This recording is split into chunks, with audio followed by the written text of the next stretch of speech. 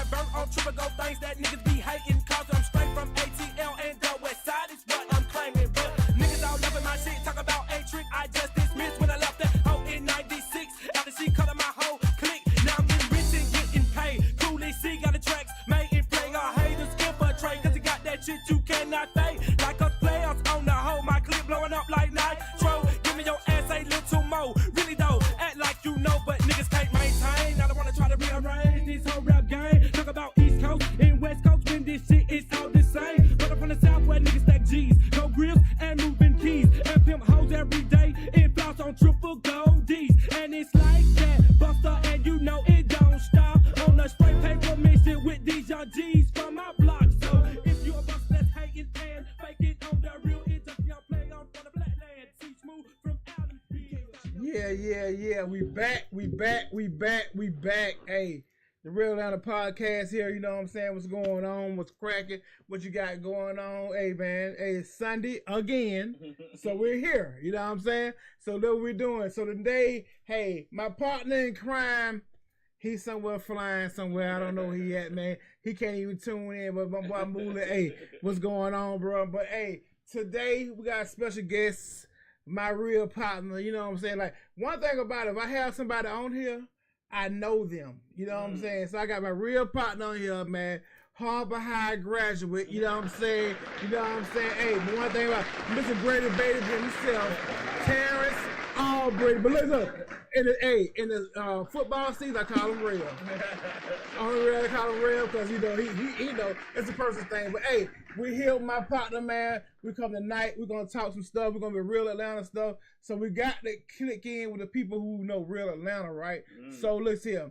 Hey, man, the Grady Baby Company, man. That's my partner's brand. So look, introduce yourself, bro. Come on, let's have it. Hey, listen, I'm Terrence Albrady. I am co-owner of Grady Baby Company and Apparel with my wife and 3 kids. Alex, who's 27, Carrington, he's 15, and Channing, she 14.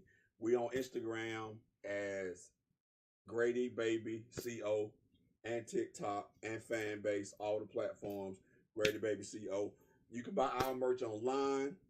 We're in all the Foot Lockers around Atlanta. Hey. And we're in the airport on Concourse T and D. So check us out. For sure. Hey, man. Listen, man, tonight, man, we got a little special thing going on. Tonight I want to talk about, we got 2-parent households, right? Yes, sir. And we got 2-parent households, right? Then we have the single-parent households.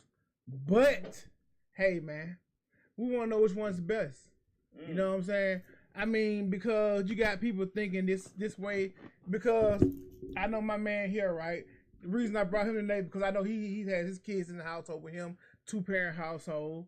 You know what I'm saying? I don't know if he was raised that way, but I was raised in 2-parent household, and I had my kids in 2-parent household.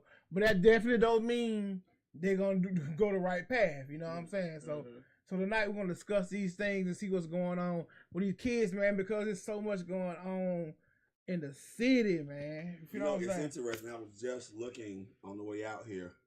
I had a flash go across my phone from Atlanta News First, and it talked about a 15-year-old that was shot multiple times last night. He was shot in the head, the arm, and his backside. Right. And he's in the hospital. He didn't die. And I was just thinking about my own life. I grew up in Four Seasons, Thomasville. Right. And you have to be from Atlanta to really understand what that means, growing up in that environment. Single mother.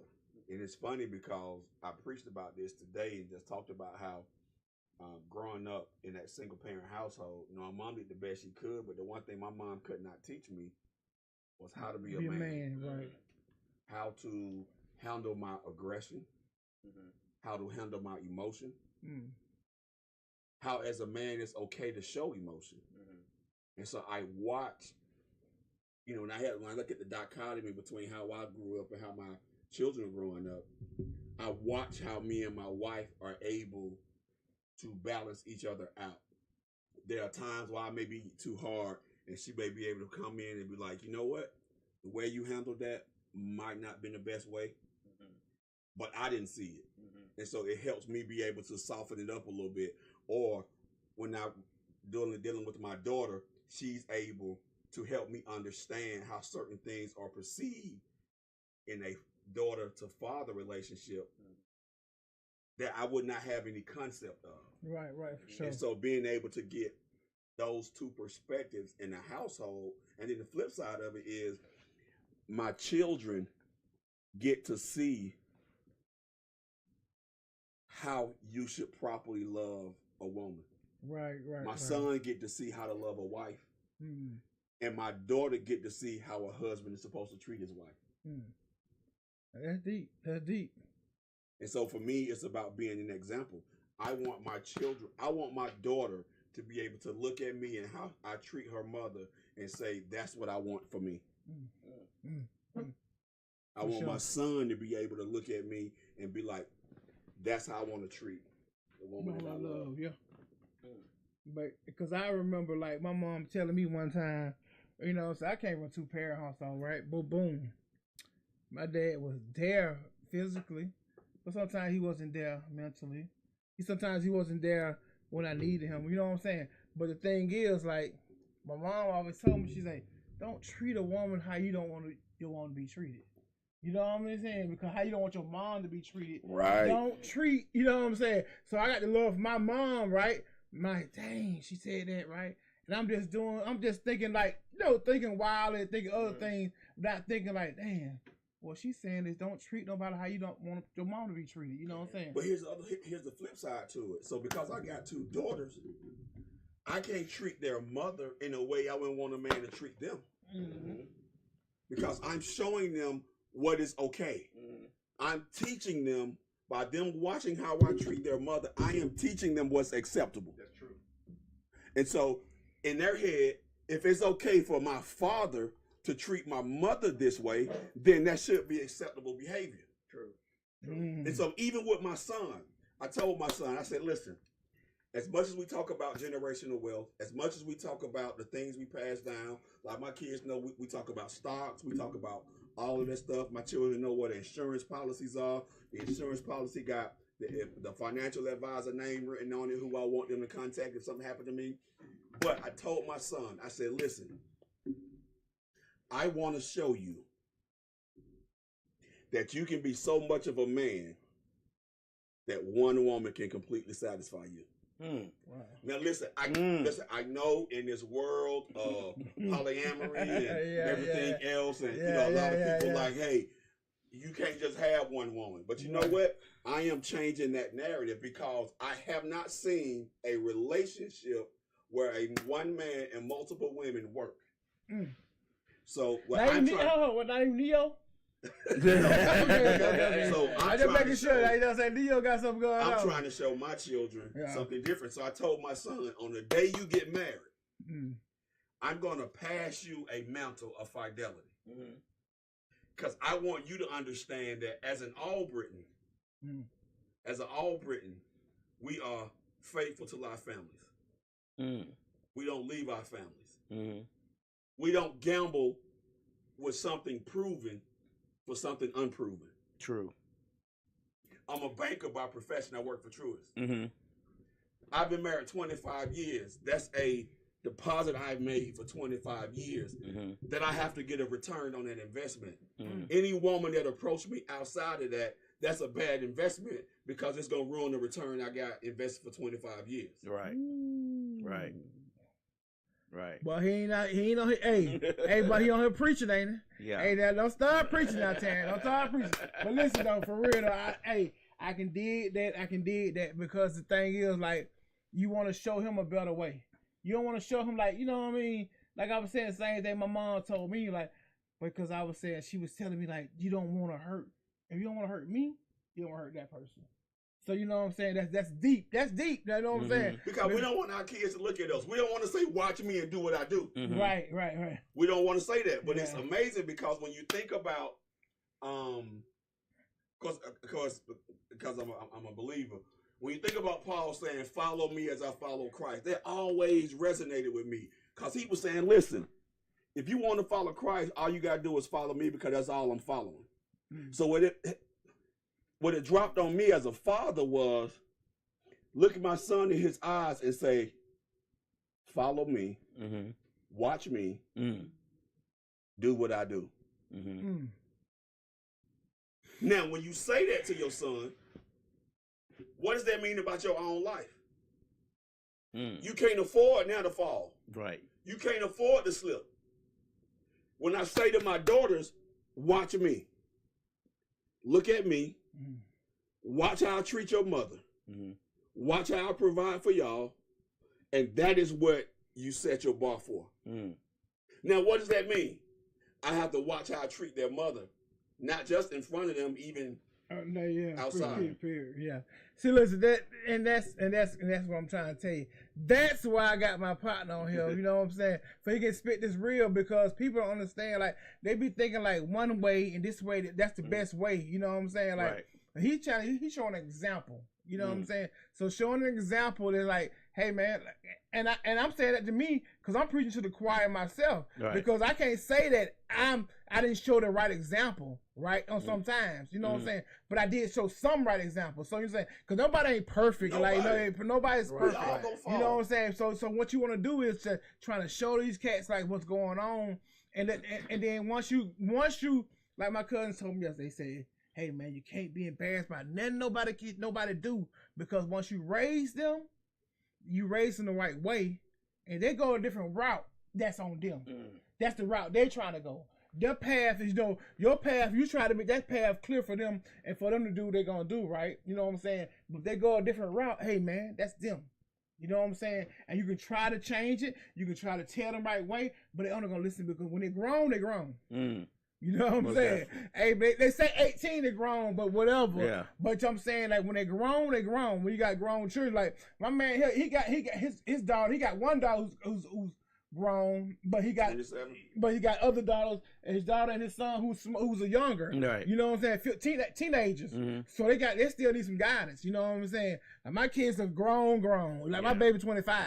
Yeah. You know what I'm saying? So I can tell her and try to guide her still to this day. But you don't go that route. You don't go that route. And Daddy got to go and live his life. Yeah. You know what I'm saying? Can I give y'all a perspective from another angle? Okay. As a guy who does not know his father, right, who was raised by his mother, and who was raised by a mother who was abused by several different boyfriends. So the angle you guys are going, I understand. I get it. But also in that angle, when I was dealing with my mom and her abusive boyfriends, it also made me feel like, okay, I know I don't want anybody I deal with to feel like my mom's feeling. You get what I'm saying? You guys say you don't want to treat them that way. My mom is literally being treated that way. Right. So I'm learning that, hey, I don't want my mom, I don't want my girl, my wife, whoever I'm with to be crying and upset and swollen and bruised like this, like my mom is doing. So I have to navigate a better path. Right. And when I did get married at 18, and I was married for 25 years before my ex-wife decided that, she missed out on a few things. So, right. And my children are 36, 35, and 33. So trying to raise them and not really, I guess the thing I'm trying to say is not really knowing which path to send them down was a little bit more difficult for me. Even though I went to college, I got master's degrees. My wife went to college, she got master's degrees. It still was a learning experience because we were so young when we got married and when we had children. So what I'm trying to say is that sometimes that bad experience can lead you to a better experience. It's interesting you say that. When you think about our lives, we are printed. You have your life prints. Things that happen in your life print you. You have your family prints. The way you were raised print you. And that's what you're talking about. Your family print, the way you were raised, affected how your future became. Right. So think about this. I remember vividly being in Four Seasons, coming home from playing basketball. As soon as I opened the door, I heard my mother screaming. I thought someone had died. But I found out that she had found out in that moment that my stepdad was cheating. I couldn't have been no more than 14. And all I could think of was I will never make a woman feel that way. Right.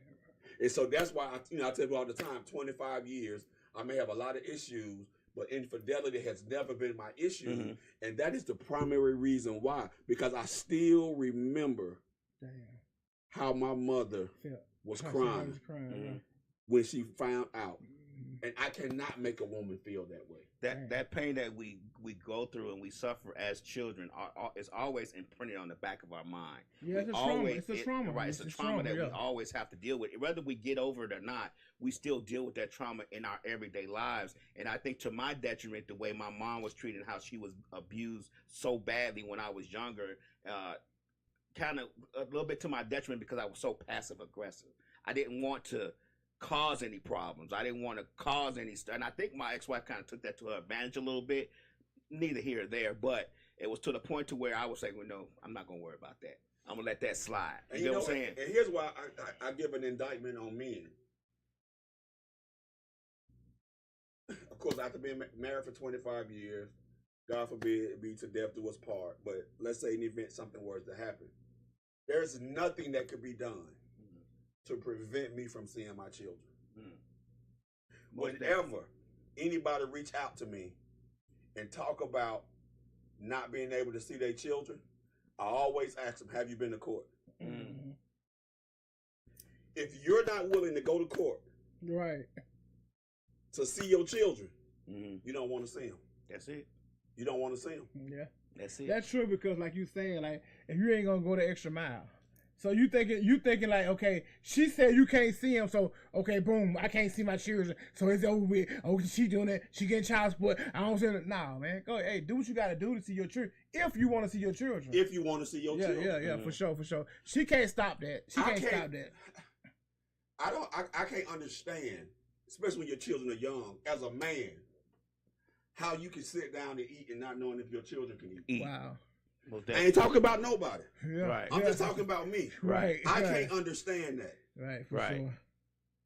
A child that you birthed, that's a part of you, your line, your lineage. Right.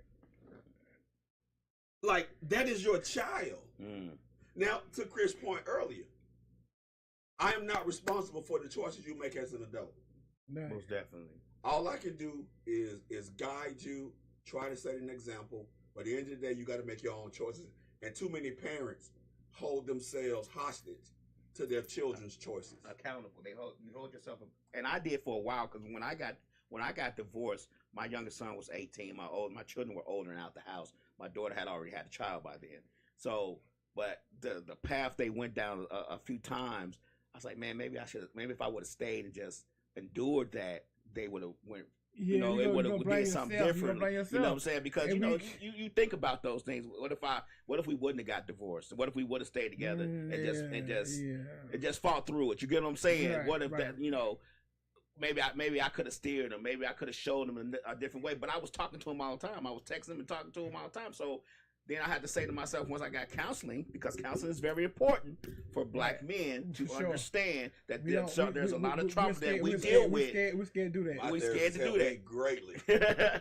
Listen, you can have your Bible and your therapist. Right, you can. And I don't think a lot of us, I think if we all went and did that as black men who have children and married adults and all that, just went and did that, a lot of things can be solved. A lot of things can be worked through. Man, I'm telling you something, bro, for real. I had a therapist, right?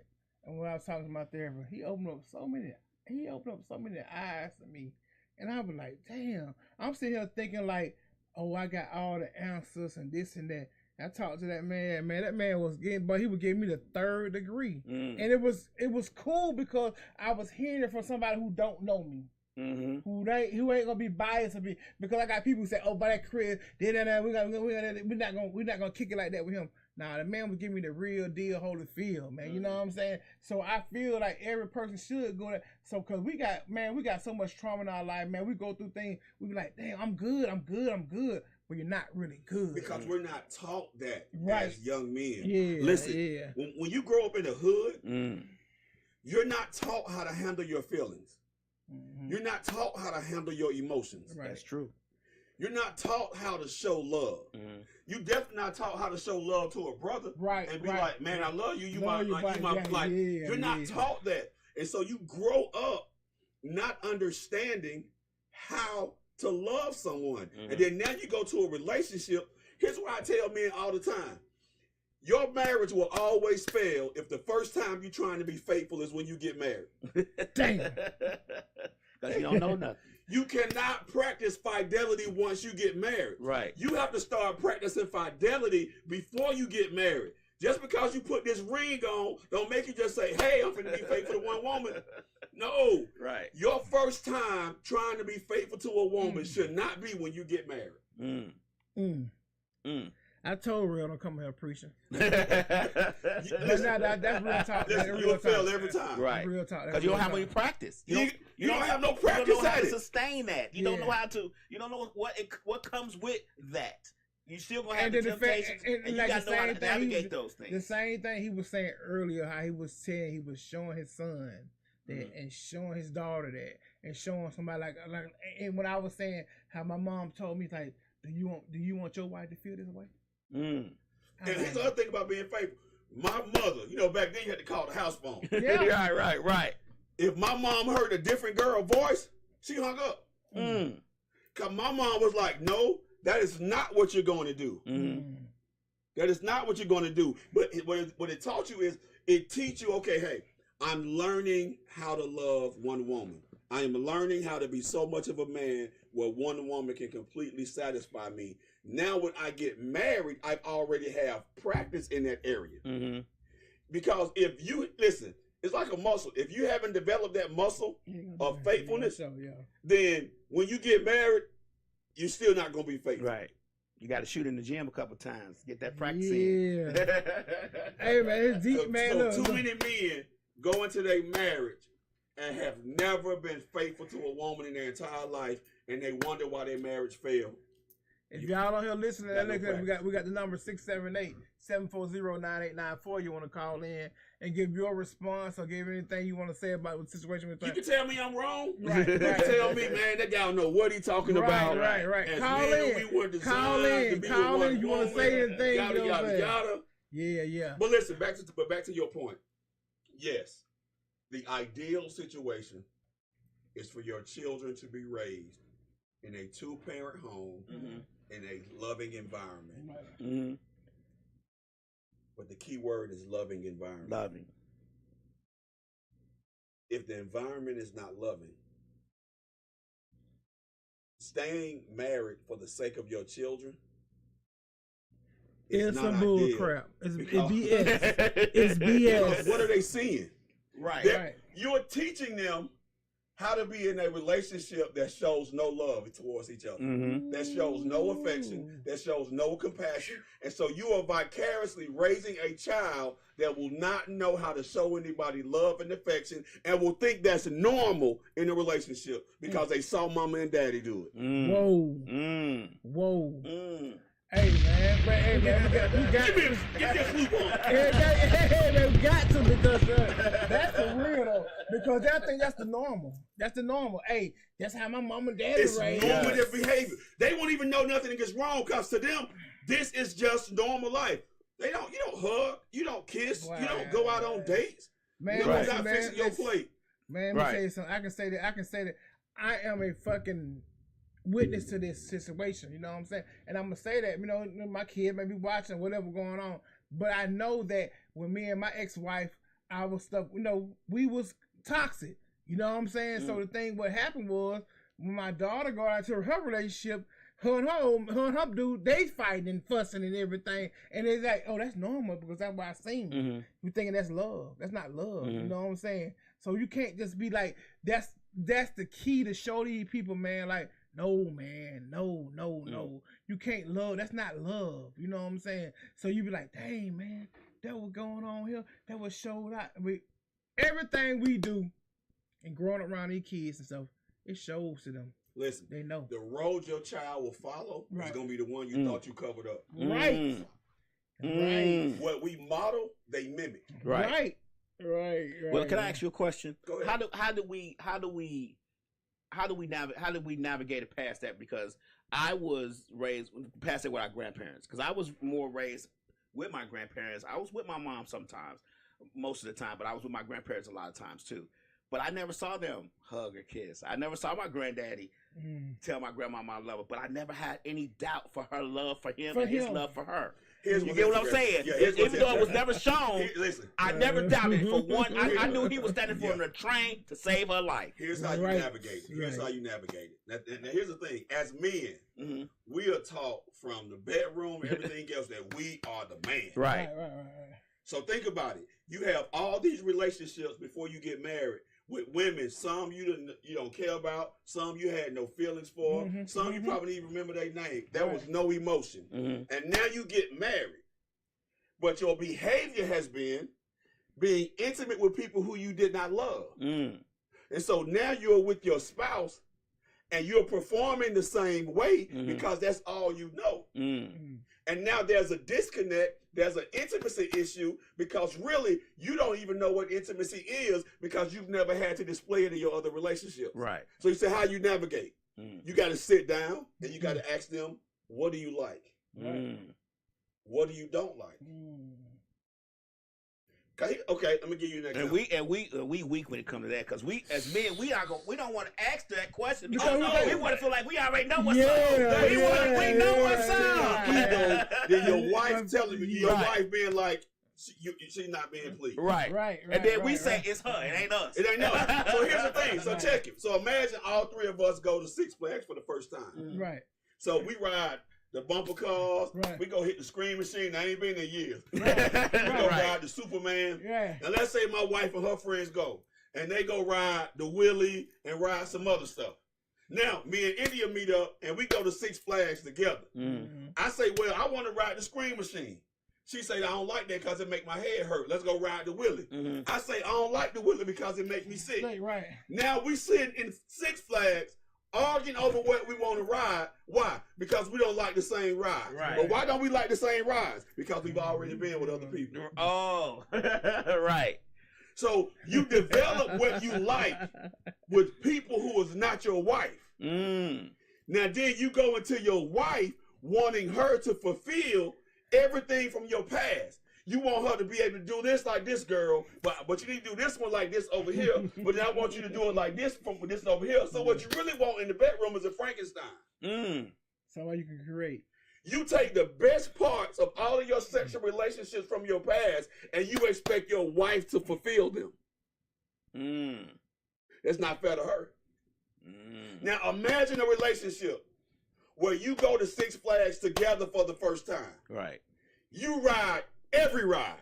Mm-hmm. So when you go back, now y'all together on And the you know- ride. you know- rides, you know the what ones you don't y'all like. But You you know know what what? you don't like. Know what the issue I have with that, and I'm not gonna say it's an issue. Let me rewind that. The problem. The thing we did that. Me and my wife got married very young.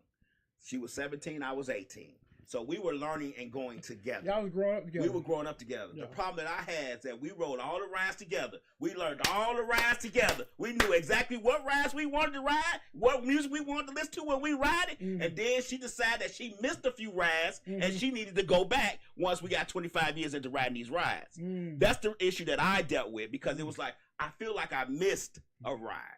I feel like there was a ride that I needed to ride, but because we were focused on our rides together, that I didn't see. You get what I'm saying? So when you're growing and you try to ride them rides together and you try to learn these things together, I felt like, well, what ride did you miss?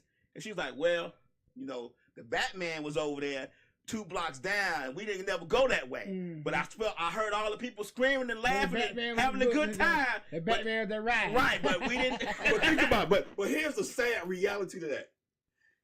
You're in a marriage and you're craving somebody out of your past that you gave a piece of you to, Mhm.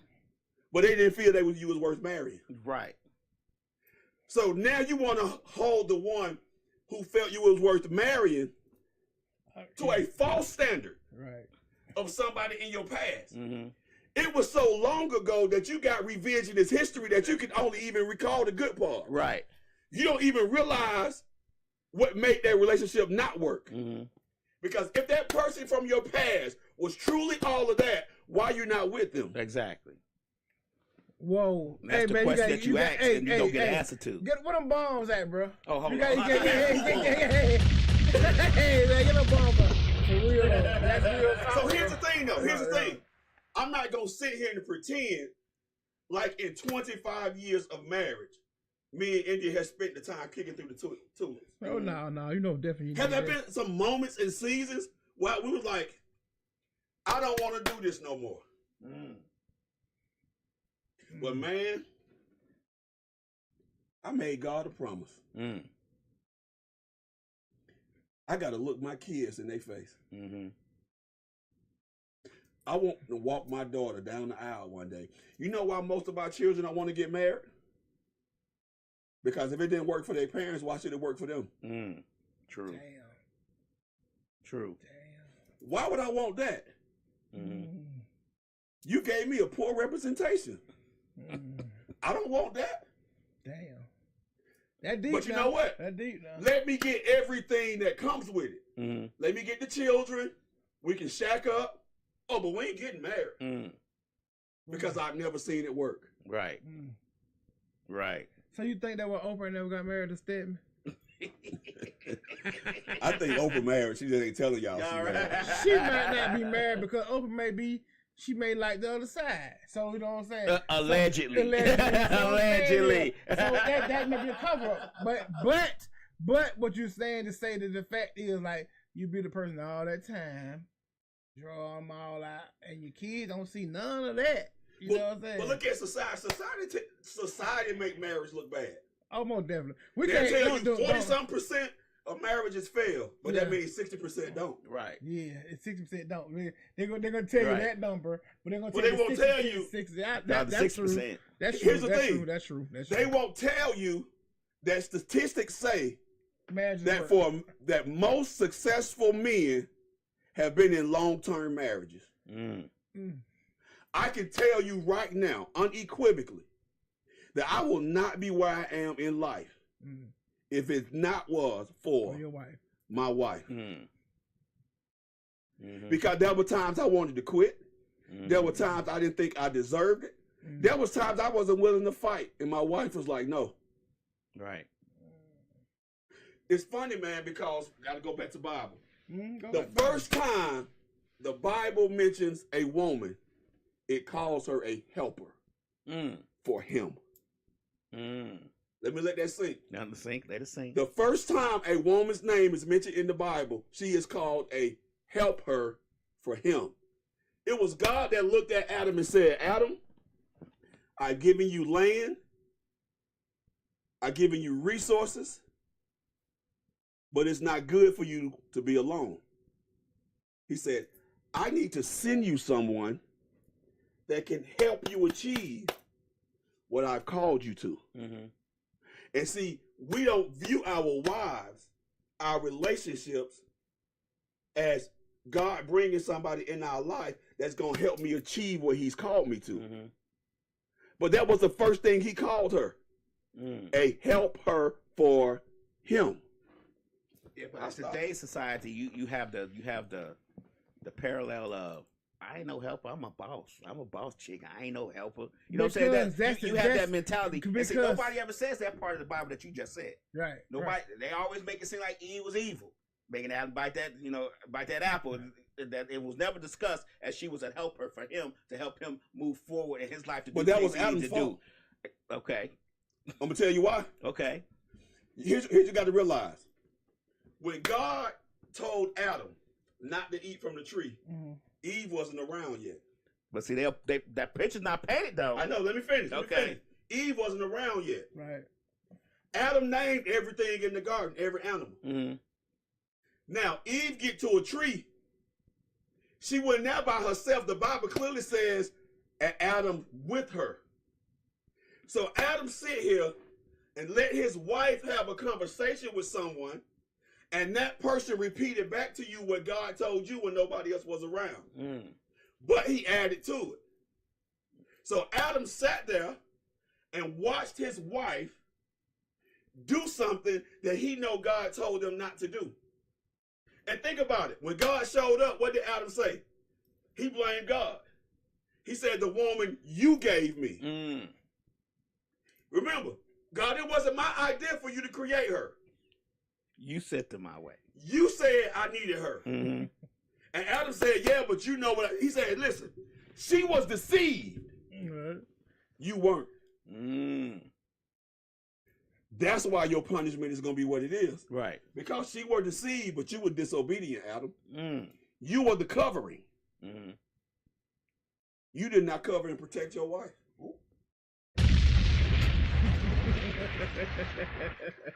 So listen. So let me tell you. So that's why I asked you to come on to the show, right? To have a different perspective of things. And the topic was about, we are moving on to another way, right? Yeah. But the topic was about it's all the same thing. You It's can't our be family. It's yeah, our family. you It's our can't- family. Listen, but here's the thing. It talks about the two-parent home. Mm-hmm. If the father and mother can't relate the proper way, Mm-hmm. then that destroys the two-parent home. Exactly. So the mother and father have to be able to relate in a certain way that sets an example and tone in the house Mhm. that show the children how they're supposed to live. True. Think about in the Jewish African culture, it was the father that was responsible for the education of the children. Mm-hmm. The father set the tone. Right. But when the father is absent, You can't set the tone. So the mother had to set the tone. So that goes back to what we just saying as far as that two-parent household, and then you got the single-parent household. Like, because one thing, like you said, when you were saying about your mom, she cannot show you how to be a man. You know what I'm saying? And because she don't know how to be a man. Mm. But we know that the society sets it off like, hey man, this what's going on. Even from the time, like even from the early 70s, early 60s, they was canceling the man out the household. So the man was getting put out the household, so the man couldn't be there. You know what I'm saying? If he was sneaking there, he had to sneak up out of there. so think about it this way. Why was it a systematic attack to separate the black household? Most definitely because they know when we're together and So we think about it. we rock. Because you can only get, the government will only help you if you separate from it. Right. Mhm. Right. If he's there, you can't get help. That's Mhm. true. Why wouldn't you want to help keep a family together? Mm. Because they know how we're gonna thrive. Mm-hmm. Because when the They couldn't family, have that. bro, you gotta realize it, bro. When the family before this time, before civil rights, before the families were together, Mm-hmm. even during slavery, Mm-hmm. we was together. We was trying to stay together. You know what I'm saying? Because they know when we're together, we're better. And so the government says, Well, hey, listen, yeah. we'll help you raise your children Mm. if he's not around. Wow. Right. Because you don't want your children being raised by someone's by a black father who is strong, who's going to raise them to be strong, Because you would think independent, a and government of right. the people would want to keep families together. Right. So why is it that the benefits were cut off if the father was in the home? Right. Yeah. Right. Because that goes against the principle of we need them to be reliant on It was the government. Right. Systematically, it's systematically. And you That's want them to, if you're trying to raise a working class that's dependent on the government, you have to get them started early.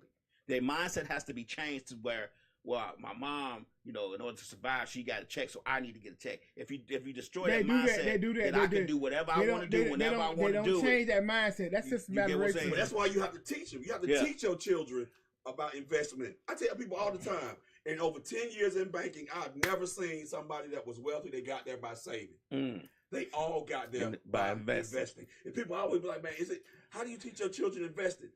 You just got to know two basic principles. Mm. Whether it's a bear market or a bull market. Mhm. And how you teach that? Okay, told my kids. How does a bear strike? Mhm. So it went like this. Mhm. I said, what motion is that? Said down. I said, so if I say it's a bear market, what does that mean? It's going the market down. is down. Right. I said, so if the market down, that means the price is cheap. Mhm. Right? I said, how does a bull strike? He did like this. Mhm. Yeah. I said, what motion is that? He said, up. I said, so if I say it's a bull market, what does that mean? He said, it means that the market is up. I said, so that means the price is high. Mhm. I said, so which market should you buy in? And he thought, bear market. Bear Mhm. market. I said, which one should you sell in? Yeah. He said, the bull market. I said, you already know more than half the people. Mhm. So when I gave them their cell phones years ago for Christmas, I said, why do you think Dad gave you iPhones? Mhm. He was like, because we got Apple stock. I said, exactly. Mhm. Why do we fly Delta? Because we got Delta Delta stock. stock. Why we buy Nikes? We got Nike stock. For real. You For real. invest in your own So company. think about Yo, when future. your kids, when your kids are young, they're gonna get money for Christmas for family, Mhm. birthdays. Mhm. A share of Nike stock is $78, and right now a share of Delta stock is $46. So you know what you should do? Yeah. When they got their birthday money, you got to give me some of it. Mhm. And I'm showing you where I'm buying you a stock with. Mm-hmm. Your life will be different from mine because I'm gonna make sure of it. Right. Yeah. That's what I'm trying to tell you, bro. So that's the main issue. Hey, bro, let me tell you something. That's the main issue of the things when they try to take from us. But when you know better, you do better.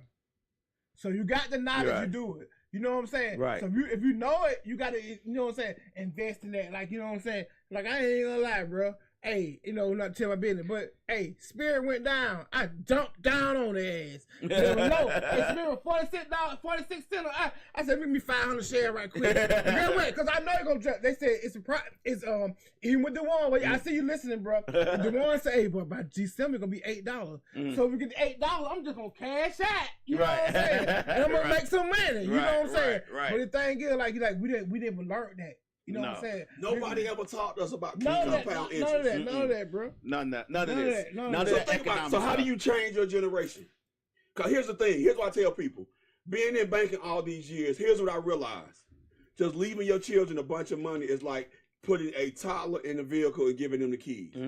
They're going to crash out. There's no point in leaving them all that money if you don't teach them financial stewardship. That is bad parenting on your part. If you drop all that life insurance money on your children and you've never taught them about financial stewardship, they'll be broke before you know it. So what I do, I teach my children about financial stewardship. So when we transition, that money will be a blessing to you and not a curse. Right. And so even like before I just turned 50, my wife went to Costa Rica. Before I left, 14 to 15-year-old. Here are the insurance policies. You see this name on here? That's the financial advisor. He already knows that if something happens to me, that he call you guys and show you how you can live off this money. That was up, bro. That was up. I grew up in the projects. Right. Yeah. Here it is. I realized I did not come from a rich family. So you know what that means? The rich family got to come from me. Right. That was, and I think for all of us, because I'm from Chicago. I'm from the west side of Chicago. And I think for all of us, our idea was, okay, I know my grandparents, my parents don't have it. That means I got to get it. Unfortunately, I mean, I had a big family. My mother had 9 uncles and my brothers and sisters. I had 5 uncles and 4 aunts. So it wasn't a case of it was a small family and they didn't care and love us. They all cared and loved us. Don't get me wrong, cared and loved me because I was the only grandchild and nephew for a long time. I mean, my closest cousin is 18 years younger than me. So it was just a case of I know that we didn't have it, so I always said that I was going to be the one to try to get it. That was the point of going to college. That was the point of getting grants and doing certain things to make sure that I was able to do certain things that my parents and my grandparents wasn't able to do. Now, don't get me wrong, we didn't starve to death, but we did struggle. You get what I'm saying? So it's always on us, but I was hoping my children would do better. You will learn from my mistakes and all take. we can do is hope, man. Right, Listen, right. They gonna fall, they gonna stumble, and we just have to keep teaching and leading.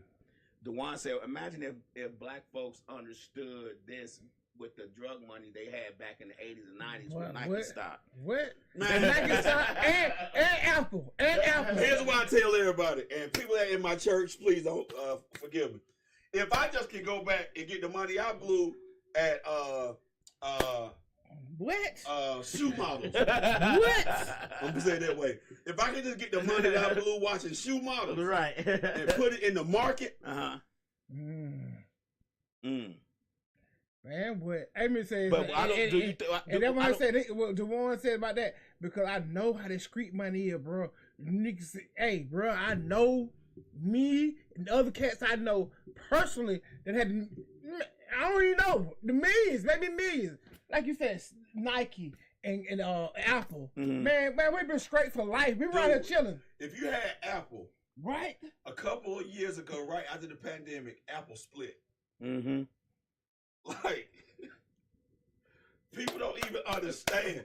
So you know it's a testimony, not a testimony. My wife on here, I just told my wife Friday, I said, hey, Monday, you're going to see a transaction because I'm putting some money in the kids' E-Trade account and I'm buying them some more Delta because it's down. Delta down, man. I literally just told my wife that Friday. Mm-hmm. I think that a lot of times, see, like when I was in college, what year was that? I graduated my master's in '96. Oh man, don't talk about that. And then when I got, well, I didn't have student loan. I actually had grants, but I did get. But in '99, I had an opportunity. A friend of mine who was in college, he was like, "Man, you got to get into this Google." I didn't know what it was. Google. Oh, he was like, it's 99 cents. Yes, 99 cents. I had a friend who was really into computers. Like he was real. I mean, he was downloading stuff from the internet in the 80s. Like it took 4 days to do it, but he was down. He was like, "Man, this new thing is gonna be searching." I said, "Ain't nobody gonna be searching nothing on the internet." 99 cents. 99 cents. He bought like 100 shares of it. Right now, I think his shares. I talked to him maybe last year sometime. Just being. He's like, "Oh yeah, them shares. I think they worth about $22 million. $22 million." So think about it. Everybody say, man, how did Elon buy Twitter? Spending no money. Mm. He took his stock in Tesla to the bank, allowed them to put a lien and leverage it to get the money to buy Twitter. Mm-hmm. Now here's where the boycott becomes powerful. So now they've lost half their value. Well, there's a margin in there that if it dropped too low, the bank gonna be like, "Give me my money." Hey, that's why he's worried. Mm-hmm. That's why the president is doing what he's doing. Mm-hmm. Everybody talking about Ukraine and the mineral deal. Mm-hmm. What's the number one mineral that Ukraine has? Lithium. Lithium. What is lithium used for? Electronic batteries. Electronic battery for electronic. See, they were trying to get it from Africa, but China took that deal. Right. So that's why the boycott. That's why you got to watch these next couple of weeks with this boycott, because if that stock keep dropping, the bank is gonna call that loan. Mm-hmm. I'm in banking. We gonna call. It's the same way with your house. Right. If your house lose more value than your mortgage, the bank say, "Hey, we need you to pay this difference." That's what we dealt with when I was managing shopping centers back in 2008, 2009, 10. The banks were calling those loans. Like the guy would literally buy one shopping center, build it up, then use that shopping center to buy another shopping center. Well, he got to a certain point to where it was he needed to pay $800 million to Bank of America, and they was like, "Hey, we need that $800 million." He's like, "I don't have it," so they took all the shopping centers back. You get what I'm saying? So that's how they were doing deals. People were like, "Well, how is he buying shopping centers with no money?" He's using this money as leverage, this shopping center as leverage, builds another one. Use that shopping center, let's go build another. And they leverage. And they in leverage. the banking. You leverage off the top. Yeah. And that's a risk because you one mistake from being upside down. Right. That's why you can't go with all these people. They be like, he's a billionaire. That money it ain't liquid. Mm-hmm. They're a billionaire in assets. You're a billionaire in properties, which is why if something happened, you don't have no cash you can go touch. Mm-hmm. That's why before Holyfield lost the house, when they did that interview and they're asking him was he broke, he said, "No, I'm not liquid." Because you had all that money and non-liquid assets. Mm-hmm. You can't do nothing with it. So you think, listen, back to the topic. Back to the topic. Back to the topic, you know what I'm saying? So as far as like the two-house family stuff, why we want to talk none of this? None of it. You know what I mean? Even in school, we not taught that. But they got the same bullshit curriculum in school. And we supposed to be like, hey, this what's going on, this that. You know what I'm saying? Then we get out. We don't learn until we 40, 50. We 35, 40 years old, right? Mm-hmm. This is when we learn the real. Can you imagine if we taught investing to children? Yes. There's actually a white paper app that your children can sign up for that will allow them to make trades. It's not real money, but it's like placeholders. Yeah, but I'm gonna buy 5 shares of this. But it's giving you knowledge. It gives you knowledge. It gives you knowledge. It's teaching you. Yeah. What to do? So we do all this what we was taught in school, the curriculum we was taught, right? But it's not training us to do things beyond school. You know what I'm saying? You're not training us, so we learn this. So we learn it later. You know what I'm saying? Like, but as far as we saying, like, well, if we didn't know, right? And our kids, like, what you saying and what you doing with your kids, right? That's what's happening because that's what you're supposed to do. to teach them at their age, right? When our kids are going on, and we not able to teach them that, like, dang, but we learning this now later on in life, but they don't know anything. They stuck. And that's on, when you realize, you know what? It's funny you say that because, of course, you see my kids' gaps. yeah, My oldest daughter, 27. yeah, over yeah, 14, yeah, 15. yeah. Here's the thing. I wasn't right here when my oldest daughter was this age. Right. I was still trying to rap. Right. So you know what I had to do? Right. Here's what I did. I apologized to my oldest daughter. Dang. Okay. And I said, you know what? I said, I'm sorry that I was not the father I should have been when you were their age. Right. And I'm also sorry Right. that you're sitting here watching me be a type of father with them that I was not with you. With you. Yeah. And that's on me. I got to own that. Yeah. I got to own that. She may be feeling the way that you own what you own with them, and they'll be better. They'll be better when they grow up in her age. They get 27. They'll be far advanced. You know what I'm Right, saying? but Because, yeah. I wasn't, when she was their age, I didn't have an E-Trade account for her. Yeah. When she was their age, I wasn't sitting down having the type of conversations I had with them. Right. Why? Because I was trying to rap.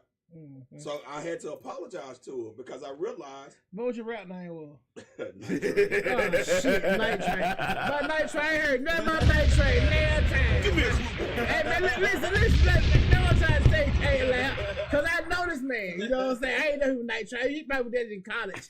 He was trying to rap in college. So my point is, when you get it is when you get it. Yeah, and all for you can sure, do for at that sure. point For sure. is for find sure, that generation for that's sure. coming up and For try sure. to give it to them. Mm-hmm. Man, let me tell you, that's why I want to get a BMU trade school. I want to have a trade school where we can learn these kids some stuff, man. You know what I'm saying? Because they don't know it. And the trade, it's one thing what you're saying. That's trading. Day trading is a trade school. You know what I'm saying? That we need to teach them. Like if they, I know a young cat, right? He done got so hooked into day trading. He got good money. Mm-hmm. He young, man. That boy 23. He may be 24 years old.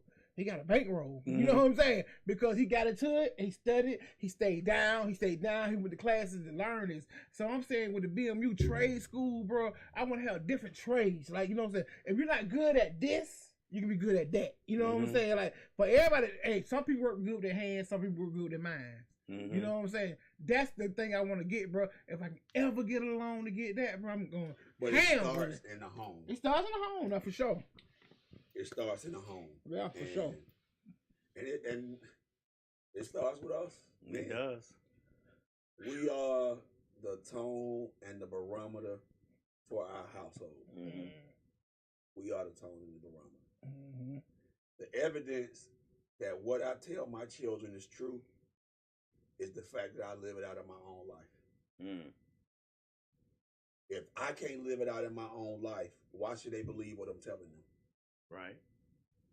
This is not a do as I say, not as I do generation. This is I'm gonna do exactly what you do. Mm-hmm. I'm They copying watching, your. they I'm watching. following your steps. I'm following you. They watching. I'm following you. Now they I may watching. not say a word about what you're doing, but I'm watching every step you take. You ever had your children put their feet in their shoes when you were young, when they were younger, and walk around? They couldn't feel. Do They you trying not? to feel Do you not realize what they trying to do? what that picture is? Mhm. Yeah. I'm following in your Footsteps. footsteps. I'm trying to feel your shoes. So here's the question, Yeah. man. What would happen if your daughter brought you home? Mm. Would you be happy? I would. I can say it without doubt. I would. I See may what I'm not saying? have been married as long as I wanted to, because marriage to me is forever. But I know that my children and my wife always came first in my life. To the point to when I got divorced, I was confused as what I wanted to do because everything I did was for them. Period. Point blank. If it wasn't for them, it wasn't gonna be done.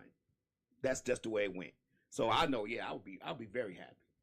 And that's the barometer. Mhm. At the end of the day, if my daughter brought me home, would I consider that a success for her? Or would I be like, But who's gonna be honest? Which father's gonna be honest with that though? don't trust it. Which father's gonna be honest though? Which father's gonna be honest with that? That was a time I would have answered that question and said no. Mm-hmm. Don't bring me home. But like I said, you got some that won't be honest. But so like how you would say you say you would feel like, hey, that's what it is. The man said at times he feel like, and I know I'm gonna say about me, no, don't bring me home. Don't bring me home because like, hey man, I'm not perfect first of all, and I know I done been through some stuff. You know what I'm saying? Don't bring me home. Like feel it out. You know what I'm saying? Like, but I tried to do what I did do is try to show her like, hey man, this is what a man's supposed to do. Take care of his household. You know what I mean? Take care of your household. You know what I mean? Please do that because you got these cats out here not taking care of their household, bro. And you like, dang, but you not taking care of your household. Like it's absent stuff. My dad was in my house, right? But he was absent on certain things. But I knew one thing he did was take care of his house. We ain't worried about no lights being out. You know what I mean? I didn't know that was going on. We ain't worried about them things or getting taken care of. Like sometimes my mom was so cheap. Shit, she might buy a whole bag, got a whole box of Jeepers. Look, mom, I'm not wearing those. Okay, you know what I'm saying? But I'm saying though, she'll get a whole box of some Jeepers Creepers, some shipping cake bars, some bullshit. I'm not going for that, mom. I'm not going for that, mom.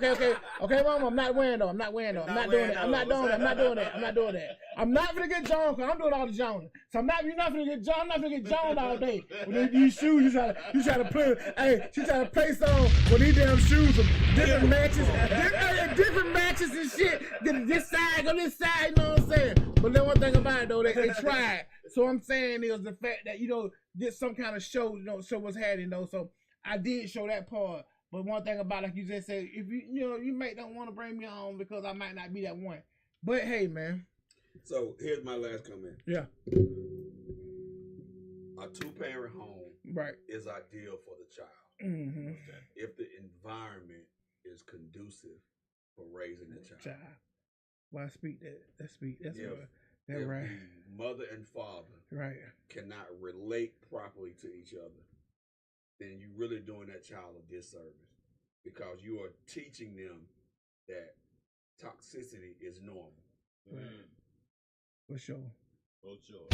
Hey, guess what though, bro? You know what I'm saying? We're gonna do that right here. We're gonna end it tonight on that right there. What my man just said, man. Hey, I appreciate my partner coming in, dropping his knowledge, man. You know what I'm saying? Sometimes he'll start preaching. I'm gonna let him preach though. You know what I'm saying? Do what you do. Hey, Follow to get Grady Baby Cole right that now. one for just say, hey, listen, man. Tell him what you need to do, bro. Where you at? Where to follow you at? Where to follow everything at, man? Grady Baby CO. Okay. At Grady Baby CO. Okay, man. What new you got? You driving? I see you it's an airport collection. Okay, then. You in the airport? Atlanta Flight Club. It's an ode to the black pilots. Yeah.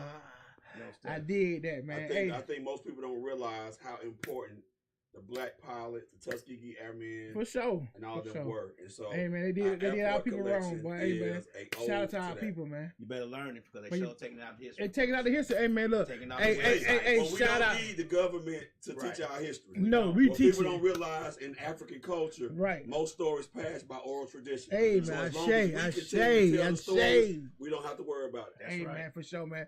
Hey, look, hey man, appreciate you, bro, coming through, man. Hey man, it's a real Atlanta, man. We here every Sunday, 8 o'clock, baby. We signing out. Well, hey, check this out though, man.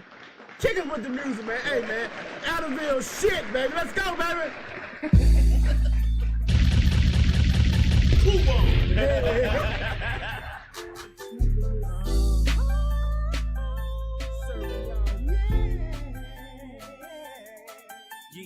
Rolling off in that burnt on triple go things that niggas be hating, cause I'm